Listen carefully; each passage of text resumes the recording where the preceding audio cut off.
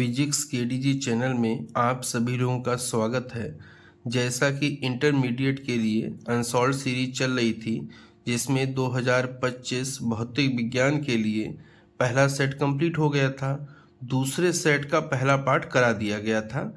तो आज दूसरा सेट जो है 346 जेटी के दूसरे पार्ट को डिस्कस करेंगे।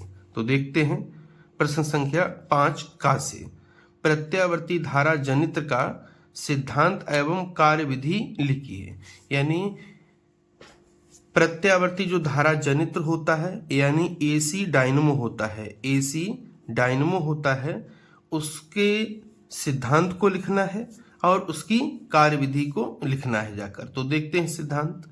जब किसी बंद कुंडली को चुंबकीय क्षेत्र में तेजी से घुमाया जाता है तो उसमें से गुजरने वाली चुंबकीय फ्लक्स रेखाओं की संख्या में लगातार परिवर्तन होता है, जिसके कारण कुंडली में वैद्युत धारा प्रेरित हो जाती है।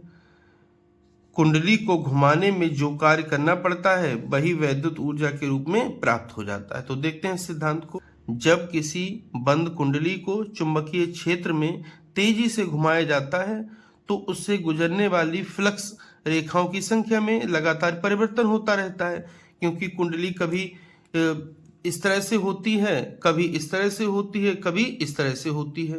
तो उससे गुजरने वाली फ्लक्स रेखाओं की संख्या में परिवर्तन होता है। जब परिवर्तन होगा जाके फ्लक्स में जाकर तो एक वैद्युत धारा प्रेरित हो जाएगी जाकर, तो कुंडली में एक वैद्युत धारा प्रेरित हो जाती है। कुंडली को घुमाने में जो कार्य करना पड़ता है वही वैद्युत ऊर्जा के रूप में प्राप्त होता है। ये सिद्धांत है एसी डायनमो का या फिर प्रत्यावर्ती धारा जनित्र का। चित्र देख लेते हैं।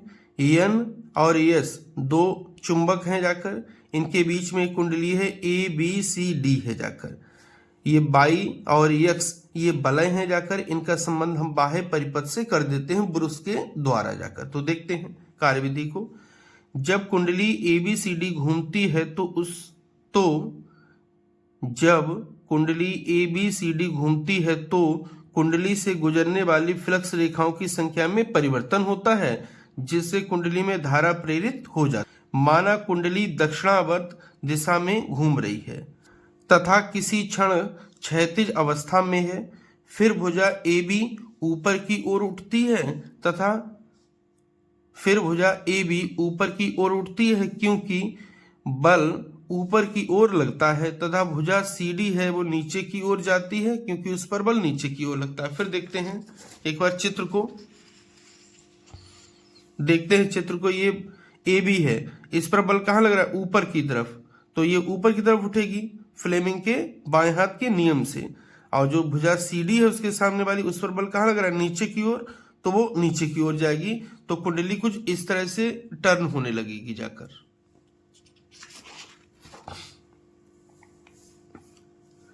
जिससे उत्पन्न प्रेरित धारा ब्रुश एक्स से बाहर जाती है तथा ब्रुश बाई से वापस आती है। तो जिससे धारा उत्पन्न होगी वो एक्स से कहाँ चली जाएगी? बाहर जाएगी, तथा बाई से वो धारा बाह्य परिपथ में होते हुए बाई से वापस लौट आएगी। जैसे ही कुंडली ऊर्ध्वाधर स्थिति में आ जाती, ऊर्ध्वाधर का मतलब होता है ऐसी स्थिति में आ जाती है, भुजा ए बी नीचे की ओर तथा भुजा सी डी ऊपर की ओर आने लगती है। अब जैसे ये आ गई है ऊपर वाली भुजा, अगर ए बी मान लें तो ये इस तरह से नीचे की तरफ जाएगी, और सी डी वाली भुजा ऊपर की ओर, जो नीचे सी डी भुजा ये कहाँ आएगी? ऊपर की ओर ऐसे आने लगेगी जाके। अतः धारा ब्रुश बाई से बाहर तथा एक्स से अंदर आने लगती है। यानी पहले एक्स से बाहर जा रही थी तो बाई से अंदर आ रही थी, अब की बार उल्टा हो जाएगा, धारा ब्रुश बाई से बाहर जाएगी और एक्स से अंदर आ जाएगी जाकर। इस प्रकार आधे चक्कर के बाद बाह्य परिपथ में धारा की दिशा बदल जा रही है। देखिए पहले एक्स से जा रही थी, बाई से आ रही थी, बाद में आधे चक्कर के बाद क्या हुआ? ऊर्ध्वाधर होने के बाद में क्या हुआ? वो बाई से जा रही थी, एक्स से आ रही थी। तो बाह्य परिपथ में आधे चक्कर के बाद धारा की दिशा बदल जाएगी। अब धारा की दिशा बदल जाएगी, इसका मतलब कौन सी धारा है? यानी परिपथ में प्रत्यावर्ती धारा उत्पन्न हो जाती है। बहुत आसान है और मोस्ट इंपॉर्टेंट है, जरूर तैयार कर लें। प्रश्न संख्या 5 खा देखते हैं, मोस्ट इंपॉर्टेंट है। यह फोकस दूरी का एक उत्तल लेंस एक वस्तु तथा एक पर्दे के बीच कहीं रखा जाता है। पर्दे तथा वस्तु के बीच की दूरी x है। यदि लेंस का आवर्धन स्मॉल m हो तो सिद्ध कीजिए f बराबर mx अपान में 1 प्लस में m का स्क्वायर होल ऑफ स्क्वायर जाकर। तो देखिए एक उत्तल लेंस है जिसे कहाँ रखते हैं, वस्तु तथा पर्दे के बीच में। अब वस्तु तथा पर्दे के बीच की दूरी कितनी दे रखी है, ax दे रखी है, और उत्तल लेंस की फोकस दूरी कितनी दे रखी है, af दे रखी है।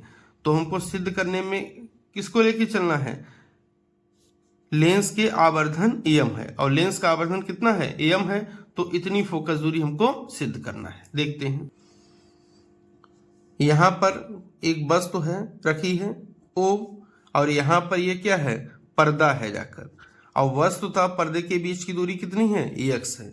इन दोनों के बीच में एक उत्तल लेंस रख दिया है। वस्तु से इस लेंस की दूरी कितनी है, u है, तो वस्तु से पर्दे की दूरी हो जाएगी x माइनस का u, क्योंकि x ये पूरी दूरी है और ये है दूरी u। तो अगर पूरी दूरी में से ये वाली दूरी घटा देंगे तो यहां से यहां तक की दूरी मिल जाएगी, यानी क्या हो जाएगा, x माइनस का u, x माइनस का u जाकर। अब देखते हैं, उत्तल लेंस के द्वारा बना प्रतिबिंब वास्तविक होता है। वास्तविक प्रतिबिंब होते हैं सब उल्टे, और जो उल्टे प्रतिबिंब होते हैं या वास्तविक प्रतिबिंब होते हैं उनके लिए आवर्धन होता है माइनस में जाकर। तो ये चीज बहुत ध्यान रखें। तो m की जगह यूज क्या करेंगे, माइनस m जाकर। अब लेंस आया है तो लेंस में यहाँ पर सूत्र आता है प्लस वाला, यानी b अपान में u, लेकिन इसमें जो मान रखे जाते हैं वो चिन्ह सहित मान रखे जाते हैं। तो देखेंगे कि v का तो मान हमारा यही रहेगा, क्या रहेगा, ax माइनस का u जाकर। क्यों, क्योंकि ये दाईं ओर की दूरी है जाकर, तो ये ऐसा ही मान रहेगा, सेम एडजेक्टिव उतार दी है। u की जगह पे आएगा माइनस u, क्योंकि u क्या है, वस्तु की दूरी है, वस्तु को हमेशा कहाँ रखते हैं, बाईं ओर, तो यहाँ पर हम माइनस ले लिए हैं, तो माइनस से माइनस कट गया है, तो बचेगा जाकर m बराबर ax माइनस u अपान में u। तो यहाँ से u का मान निकाल लेते हैं हल कर कर, तो ये यहाँ पर डिवाइड में है, तो यहाँ जाएगा किस में हो जाएगा, मल्टीप्लाई में। तो mu बराबर में ax माइनस का u, u को इधर लाएंगे तो हो जाएगा u प्लस में mu बराबर में ax जाकर। तो u कॉमन निकाल लेंगे, बचेगा 1 प्लस m बराबर में x, तो u बराबर हो जाएगा x अपान में 1 प्लस m जाकर, यानी ये u का मान निकल गया है। अभी हमको b का मान और चाहिए, तो b बराबर था वहां पर ax माइनस का u, तो x ऐसे ही रहा, और u का मान क्या रख दिए, ये वाला x अपान में 1 प्लस का m जाकर। तो लेंस के सूत्र से आते हैं, लेंस का सूत्र कहता है 1 अपान b माइनस 1 अपान u बराबर में 1 अपान f हो जाएगा। b का मान निकाल लिए यहाँ से हैं हल कर कर, तो 1 अपान में b यानी 1 अपान में b का मान लगा दिए हैं, 1 अपान में u का मान लगा दिए, लेकिन माइनस में जाकर, तो माइनस u लगा दिए, बराबर 1 अपान f रहा, माइनस माइनस प्लस हो जाएगा, और ये 1 प्लस m ऊपर चला जाएगा, 1 प्लस m यहाँ से भी ऊपर चला जाएगा, तो आ जाएगा 1 प्लस m अपान में mx प्लस में 1 प्लस m अपान में x बराबर में 1 अपान में f हो जाएगा। अब देखते हैं इन दोनों में कॉमन क्या है, तो 1 प्लस m अपान में x कॉमन है, तो वो कॉमन निकाल लिया, अंदर बचा हुआ 1 प्लस m, और यहाँ पर 1 जाकर ये हो जाएगा 1 अपान में f जाकर। कॉमन निकालने के बाद एलसीएम लेते हैं, तो यहाँ पर m आएगा, यहाँ पर 1 प्लस m आ जाएगा, 1 प्लस m बराबर हो जाएगा 1 अपान में f। 1 प्लस m ये है, 1 प्लस m ये है, यानी स्क्वायर हो जाएगा पूरे का, और यहाँ क्या है, m x हो जाएगा। अब उल्टा करेंगे तो आ जाएगा m x, और डिवाइड हो जाएगा 1 प्लस m का होल ऑफ स्क्वायर जाकर। प्रश्न संख्या 5 गा को देखते हैं, प्रकाश के ध्रुवण से क्या तात्पर्य है, यानी पहले प्रकाश के ध्रुवण के बारे में बताना है। परावर्तन के द्वारा समतल ध्रुवित प्रकाश उत्पन्न करने की किसी विधि का वर्णन कीजिए। बाद में परावर्तन के द्वारा समतल ध्रुवित प्रकाश प्राप्त करने की किसी विधि को बताना है जाकर। तो सबसे पहले देख लेते हैं कि ध्रुवण क्या होता है। जब कोई प्रकाश की तरंग टूरमैलिन क्रिस्टल पर डाली जाती है तो प्रकाश की तरंग के केवल वे ही कंपन बाहर निकल पाते हैं जो क्रिस्टल की अक्ष के समांतर होते हैं। देखिए एक टूरमैलिन क्रिस्टल होता है जिसकी अक्ष होती है ऊर्ध्वाधर जाकर। तो जब उससे किसी प्रकाश को गुजारते हैं जाकर, तो उस प्रकाश से केवल वे ही तरंग के कंपन बाहर निकलते हैं जिनकी जो अक्ष होती है वो क्या होती है, ऊर्ध्वाधर होती है। क्योंकि ऊर्ध्वाधर अक्ष के कंपन इसलिए बाहर निकलेंगे क्योंकि टूरमैलिन का क्रिस्टल होता है वो भी ऊर्ध्वाधर ही अक्ष का होता है जाकर, या फिर जिनकी अक्ष टूरमैलिन की अक्ष के समांतर होती है जाकर, तो वही कंपन केवल बाहर निकलते हैं। अर्थात निर्गत प्रकाश में तरंग के कंपन तरंग की गति के लंबवत तल में केवल एक ही दिशा में होते हैं। देखिए, केवल जो समांतर होते हैं वही निकल पाए, बाकी सब क्या हो गए, रोक दिए गए जाकर। तो यानी जो बाहर विद्युत वेक्टर के कंपन निकले थे वो केवल एक ही दिशा में होंगे और एक दिशा में होंगे और तरंग संचरण के तल के लंबवत होंगे। देखिए, तरंग तो जा रही है ऐसी, अब टूरमैलिन का क्रिस्टल कैसा है, इस टाइप से जाकर, और ये इसकी अक्ष है जाकर, तो यही वाले तो कंपन केवल निकल पाएंगे बाहर जाकर, ये वाले कंपन जाकर, बाकी सब रोक लिए जाएंगे जाकर। क्यों? क्योंकि यही कंपन इसकी अक्ष के कितने हैं, समांतर हैं, और संचरण दिशा के लंबवत हैं जाके, और एक ही दिशा में है जाकर। तो ऐसी तरंग को हम क्या कहते हैं, समतल ध्रुवित प्रकाश कहते हैं, तथा यह घटना प्रकाश का ध्रुवण कहलाती है। परावर्तन के द्वारा समतल ध्रुवित प्रकाश प्राप्त करने की विधि को ब्रूस्टर का नियम भी कहते हैं। यानी परावर्तन के द्वारा जो समतल ध्रुवित प्रकाश प्राप्त किया जाता है उस विधि को हम ब्रूस्टर का नियम भी कहते हैं। ब्रूस्टर ने यह बताया कि परावर्तित प्रकाश में ध्रुवित प्रकाश की मात्रा आपतन कोण पर निर्भर करती है। एक विशेष आपतन कोण पर परावर्तित प्रकाश पूर्णतः समतल ध्रुवित होता है तथा इसके कंपन आपतन तल के लंबवत होते हैं। फिर ध्यान से सुने, एक विशेष आपतन कोण पर परावर्तित प्रकाश पूर्णतः समतल ध्रुवित होता है तथा इसके कंपन जो होते हैं वो आपतन तल के लंबवत होते हैं, तथा अपवर्तित प्रकाश आंशिक रूप से ध्रुवित होता है। जो अपवर्तित प्रकाश था वो कैसा होता है, आंशिक रूप से ध्रुवित होता है, तथा इसके कंपन आंशिक रूप से आपतन तल के लंबवत प्राप्त होते हैं जाकर। देखिए, जो परावर्तित प्रकाश था वो पूर्णतः समतल ध्रुवित प्रकाश था और उसके कंपन आपतन तल के लंबवत थे, और जो अपवर्तित प्रकाश था वो कैसा मिला हमको, आंशिक रूप से ध्रुवित होता है तथा इसके कंपन आंशिक रूप से आपतन तल के लंबवत तथा पूर्ण रूप से आपतन तल के समांतर होते हैं। क्योंकि आपतन तल के लंबवत जो कंपन है वो पूर्ण रूप से किसके हैं, परावर्तित प्रकाश के। अब इसके समांतर कंपन किसके होंगे जाके, आपतन तल के समांतर कंपन किसके होंगे जाके, जो आंशिक ध्रुवित प्रकाश है उसके जाकर, तथा इस आपतन कोण को हम क्या कहते हैं, ध्रुवण कोण कहते हैं। इसको आईपी से लिखते हैं। ब्रूस्टर का नियम क्या है, n बराबर tan आईपी जाकर, यानी जैसे जैसे आपतन कोण आईपी यहाँ बढ़ाते जाएंगे वैसे वैसे हमको ध्रुवित प्रकाश प्राप्त होता जाएगा। चित्र को देखते हैं, ये आपतित प्रकाश किरण है, ये ध्रुवण कोण आईपी पर आपतित हो रही है, तो एक प्रकाश किरण इधर जाएगी और दूसरी प्रकाश किरण इस माध्यम में चली जाएगी। ये अपवर्तित प्रकाश किरण है, ये परावर्तित प्रकाश किरण। तो परावर्तित जो प्रकाश होगा वो समतल ध्रुवित प्रकाश होगा तथा इसके जो कंपन होंगे वो आपतन तल के लंबवत हैं। तो लंबवत कंपन को हमने क्या दिखाया है, इन बिंदु से दिखाया गया है, ठीक है। और अगला क्या है, जो अपवर्तित प्रकाश होगा उसमें जो मतलब प्रकाश के कंपन होंगे वो आपतन तल के क्या होंगे, समांतर होंगे। तो आपतन तल के समांतर को इस हिसाब से दिखाया गया है, ये आपतन तल के समांतर कंपन जाकर। तो ये अपवर्तित प्रकाश हो गया, ये परावर्तित प्रकाश। परावर्तित प्रकाश हमारा पूर्णतः समतल ध्रुवित है और अपवर्तित प्रकाश आंशिक रूप से ध्रुवित है। यही परावर्तन विधि है जिससे हम समतल ध्रुवित प्रकाश को प्राप्त करते हैं। प्रश्न संख्या 5 घ देखते हैं।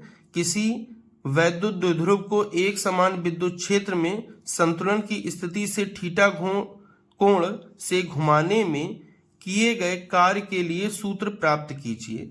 यानी एक समान वैद्युत क्षेत्र है जिसमें वैद्युत द्विध्रुव को उसकी संतुलन की स्थिति से थीटा कोण घुमाना है हमको, और फिर उसके जो कार्य किया जाएगा उसका हमको सूत्र ज्ञात करना है। देखिए, एक कैसा, अगर मान लीजिए प्लस क्यू है, दूसरा क्या है माइनस क्यू है, जब एक दूसरे से अल्प दूरी पर, यहां पर दूरी को लिया जाता है 2l, अल्प दूरी पर स्थित होते हैं तो ऐसी युक्ति को हम क्या कहते हैं? विद्युत द्विध्रुव कहते हैं। तो देखते हैं, माना एक वैद्युत द्विध्रुव साम्य स्थिति से थीटा कोण बनाते हुए रखा है। इस स्थिति में वैद्युत द्विध्रुव पर लगने वाला प्रत्यानयन वलयुग्म का आघूर्ण, प्रत्यानयन का मतलब क्या है? जो उसको पुनः उसकी प्रारंभिक अवस्था में लाने का प्रयास करे, वलयुग्म का आघूर्ण। तो टाउ बराबर होता है पीई साइन थीटा, समीकरण नंबर 1। द्विध्रुव को डी थीटा कोण घुमाने में किया गया कार्य, तो जब डी थीटा कोण घुमाए हैं तो कार्य भी कम किया जाएगा, तो कार्य हो गया डी डब्ल्यू बराबर में बल युग्म का आघूर्ण और गुणा में कोणीय विस्थापन। जैसे होता है कार्य बराबर बल गुणा विस्थापन, तो वो होता है रेखीय में जाकर। जब कोणीय स्थिति में कार्य ज्ञात करेंगे जाके, तो वहां बल की जगह पर बल युग्म का आघूर्ण आएगा जाकर, और विस्थापन की जगह कोणीय विस्थापन आएगा।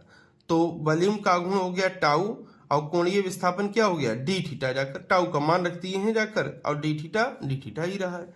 अब थीटा कोण घुमाने में किया गया कार्य, तो अब इसका कर देते हैं हम समाकलन। जाके समाकलन कहां से? 0 से थीटा के लिए, तो ये पीई रहेगा, यहाँ पर साइन थीटा डी थीटा रहेगा जाकर है। तो ये डब्ल्यू हो जाएगा, क्योंकि अब कुल कार्य किया जा रहा है, तो डब्ल्यू बराबर पीई को हम बाहर निकाल देंगे। समाकलन उसके साथ जाएगा जिसमें परिवर्तन होता है, यानी थीटा वाले टर्म के साथ में, और साइन थीटा का समाकलन होता है माइनस का कास थीटा, और लिमिट रहेगी 0 से थीटा जाकर। ये माइनस का पीई हो जाएगा, पहले ऊपर वाली लिमिट रखी जाती है और माइनस लगाकर नीचे वाली लिमिट, यानी पर कास 0 हो जाएगा। ये माइनस पीई रहा, ये कास थीटा रहा, कास 0 का मान होता है 1, तो 1 रख दिए हैं जाकर। ये माइनस कहाँ भेजें? अंदर, तो डब्ल्यू बराबर हो जाएगा पीई 1 माइनस का कास थीटा। यही कार्य किया जाएगा अगर हम संतुलन या साम्य स्थिति से किसी विद्युत द्विध्रुव को थीटा कोण घुमाते हैं तो। प्रश्न संख्या 4 घ को देखते हैं, अथवा वाला क्वेश्चन। हाइड्रोजन परमाणु में एक इलेक्ट्रॉन नाभिक के चारों ओर 5 × 10 - 11 मीटर त्रिज्या की कक्षा में 2.2 × 10 6 मीटर प्रति सेकंड की चाल से चक्कर लगाता है। इसके समतुल्य वैद्युत धारा का मान ज्ञात कीजिए। फिर ध्यान से देखें, त्रिज्या हमको दे रखी है 5 × 10 11 मीटर, तो यहाँ पर हम नोट कर लिए हैं त्रिज्या r बराबर 5 × 10 11 मीटर।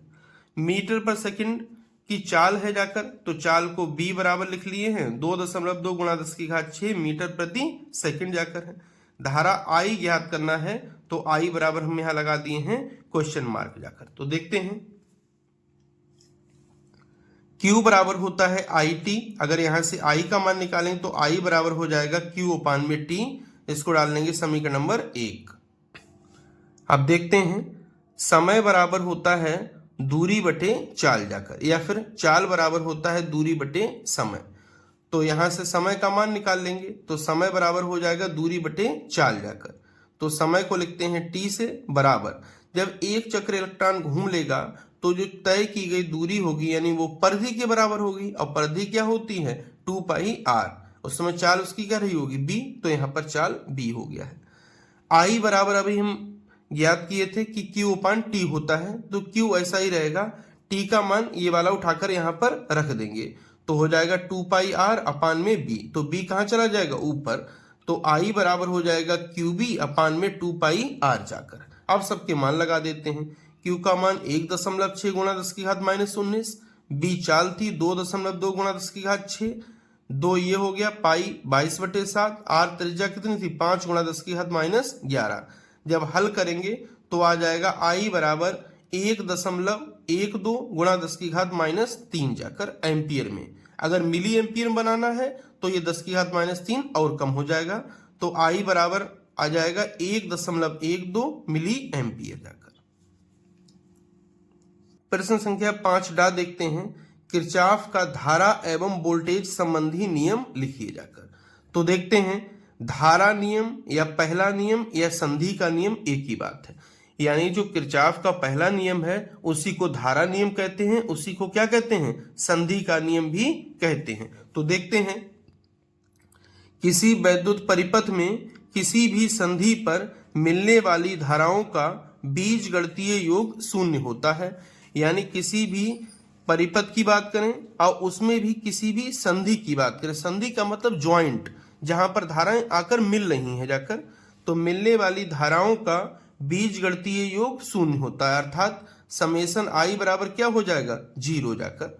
तो ये देखिए चित्र में देखेंगे I1 I2 I3 ये धाराएं आ रही हैं इस बिंदु की तरफ है, और आगे अगर देखेंगे तो I4 I5 ये धाराएं इस बिंदु से दूर जा रही हैं, तो इसकी तरफ जो आ रही हैं वो हम प्लस में ले लेते हैं, प्लस में ले लिए हैं, जो दूर जा रही है उसको किस में ले लेते हैं, माइनस में, अब बराबर हो गया 0। देखिए बीजगणितीय योग की बात ये होती है कि जब नॉर्मल योग होता है तो उसमें दिशा काउंट नहीं की जाती है, लेकिन जब बीजगणितीय योग की बात करेंगे तब उसमें दिशा भी काउंट होती है जाकर। ये बहुत महत्वपूर्ण है, याद रखें, जब भी बीजगणितीय योग की बात करेगा तो उसमें दिशा जरूर काउंट होगी जाकर। I4 I5 माइनस में है, इधर जाके किस में हो जाएंगे, प्लस में, तो हो जाएगा I1 plus I2 plus I3 बराबर हो जाएगा I4 प्लस में I5, अर्थात संधि की ओर आने वाली धाराओं का योग संधि से दूर जाने वाली धाराओं के योग के बराबर होता है। देखिए ये संधि की ओर आने वाली धाराएं हैं, इनका योग, ये संधि से दूर जाने वाली धाराएं, इनका योग आपस में बराबर है, तो आपस में बराबर होता है। यही किरचॉफ का पहला नियम है। अब देखते हैं किरचॉफ का दूसरा नियम, या वोल्टता का नियम, या बंद पास का नियम जाके। फिर ध्यान से देखें, किरचॉफ का जो दूसरा नियम है उसी को वोल्टता नियम से भी जानते हैं और उसी को पास के नियम से भी जानते हैं। तो देखते हैं, किसी परिपथ में प्रत्येक बंद पास के विभिन्न खंडों में बहने वाली धाराओं तथा संगत प्रतिरोधों के गुणनफलों का बीजगणितीय योग, फिर दिशा देखी जाएगी, योग उस पास में लगने वाले विद्युत वाहक बलों के बीजगणितीय योग के बराबर होता है जाकर। यानी समेशन IR बराबर हो जाएगा समेशन E जाकर। अब देख लेते हैं कि किसी भी बंद परिपथ में कितने IR हैं जाकर, यानी कितनी धाराएं तथा उनके संगत प्रतिरोध हैं, उनका बीजगणितीय योग। बीजगणितीय योग का मतलब दिशा के साथ में योग। फिर उन बंद परिपथ में देख लेते हैं कितने सेल लगे हुए हैं, अगर एक सेल लगा हुआ है तब भी उसकी दिशा देखते हैं, वही उनका यहाँ पर योग कर दिया जाता है। किरचॉफ का दूसरा नियम ऊर्जा संरक्षण को व्यक्त करता है, मोस्ट इंपॉर्टेंट है, कई बार ये क्वेश्चन ऑब्जेक्टिव में पूछा जाता है कि किरचॉफ का पहला नियम किस पर आधारित है, तो वो आवेश संरक्षण पर है। दूसरा नियम किस पर आधारित है, तो वो ऊर्जा संरक्षण पर आधारित है। तो देखते हैं, ये एक बंद पास है, ये दूसरा बंद पास है, और बंद पास में ही किरचॉफ का नियम लगता है दूसरा वाला। तो देखते हैं बंद पास 1 में, अब देख लेते हैं बंद पास 1 में कहां कहां पर प्रतिरोध है, एक तो ये प्रतिरोध है, एक ये प्रतिरोध। तो एक धारा की दिशा बना लेते हैं, तो एक हम धारा की दिशा बना लिए हैं एंटी क्लॉकवाइज जाकर। अब देखते हैं इस दिशा में जो जो होगा जाकर उसको हम लेंगे प्लस में, जो बाहर होगा उसको लेंगे हम माइनस में। तो देखें इधर हम तीर लगाए हैं तो यही तीर इसमें भी लगा हुआ है, और ऐसी धारा इसमें भी निकल जाएगी, यानी I1 R1 ये रहेगा हमारा प्लस में, I1 R1 प्लस में हो गया है। अब दूसरे वाले में देखते हैं, दूसरे वाले में यहाँ भी सेल लगा हुआ है, तो इसमें भी धारा इधर ही जा रही है, और हम जा रहे हैं इधर की तरफ, और धारा कहाँ जा रही है, इधर की तरफ, यानी माइनस आएगा, तो माइनस का हो जाएगा I2 R2 बराबर में। देखें इसमें धारा की दिशा, ये देखें इधर धारा, इसमें ये दिशा है माने हैं, और इसमें भी यही दिशा है, यानी ये वाला E1 किस में रहेगा, प्लस में जाकर। अब इसमें तो धारा इधर जा रही है और हम माने हैं इधर की तरफ, तो ये क्या हो जाएगा, माइनस में, तो हो जाएगा E1 माइनस का E2 जाकर। इसी प्रकार बंद पास 2 में देखते हैं, 2 में भी देखिए एक R2 प्रतिरोध है, एक R3 प्रतिरोध। अगर R2 में देखेंगे तो ये दिशा हम जो कंसीडर किए हैं, तो ये वाली दिशा और ये वाली दिशा समान है, यानी ये वाला किस में आएगा, प्लस में, तो ये प्लस में आ गया है जाकर। ये दोनों धाराएं मिलकर यहां से लौट रही थी जाकर, तो देखेंगे जाकर कि ये धारा की दिशा इधर है और इसमें भी हम इधर ही जा रहे हैं, तो ये भी किस में आएगा, प्लस में। लेकिन क्या आ जाएगा, R3 और ब्रैकेट में हो जाएगा I1 प्लस I2, क्योंकि यहां से धारा I1 आ रही है, यहां से धारा I2 आ रही है, तो यहां पर धारा कितनी आएगी, I1 प्लस I2 जाकर बाहर हो गया जाकर। अब ये वाला देख लेते हैं, इधर दिशा माने हैं, इसमें इधर ही जा रहे हैं जाकर, तो E2 प्लस में हो जाएगा। इस प्रकार दूसरे सेट के 2 पार्ट कंप्लीट होते हैं, तीसरा पार्ट बहुत ही जल्द आएगा। धन्यवाद।